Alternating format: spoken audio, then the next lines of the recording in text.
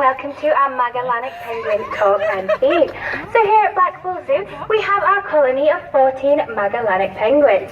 So we have our oldest, we have Wayne. He was born in 1997 and he is currently 20 years old. We then have one of our youngest, Margot. Margot is just 3 years old and she was hand-reared in 2014. We then have our chicks, Yoda and Chewy. They are just a few months old and they are our two new additions to the colony. So as you can see, Yoda is just the one next to Gandalf there with Connor. You're being a bit noisy there, Margot. And generally these penguins can live for around 25 years. So during the breeding season, these penguins live along the coast of South America. And outside the breeding season, these penguins take to the water and travel as far north as Brazil and Peru, following migrating shoals of anchovies, one of their favourite fish. So penguins are carnivores, so they eat lots of fish in the wild, and they even eat things such as mollusks and squid. Now here at the zoo we do feed them a variety of different fish, including capelin, Baltic herring and even sprat. So today our penguins, sorry, Margot is being rather noisy next to me. I might move just over here.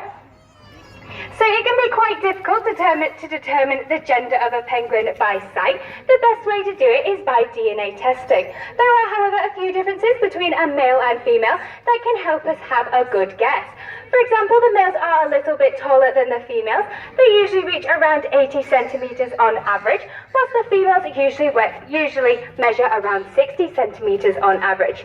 They weigh different amounts as well. The males are slightly heavier. They usually reach around 6 kilograms on average, whilst the females usually only average around 4 kilograms. Now, of course, Magellanic penguins aren't the largest penguins alive today. The largest penguin alive today is the emperor penguin, and these penguins can reach just over a metre tall. The smallest penguin, aptly named, is the little penguin, and this reaches just only 33 centimetres on average. The largest penguin ever, Weimanu, lived 60 million years ago and was almost as tall as a person. Now on Earth today there are 18 different species of penguin, with 17 of these being found only in the southern hemisphere. The exception is the Galapagos penguin, which is found just north of the equator. Now all penguins have wings but can't fly. Their wings are small and stumpy and are referred to as flippers.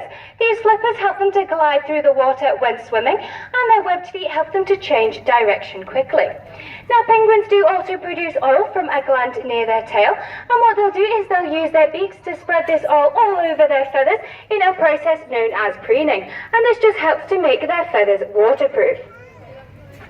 Now we can tell these are Magellanic penguins as they have a horseshoe-shaped band on their chest. They have black feathers on their back and white feathers on their belly, and this is actually a type of camouflage called counter shading. So their white belly serves as camouflage to any underwater predators looking up into the bright sky, and their black backs serves as camouflage to any predators swimming above them looking down into the dark water.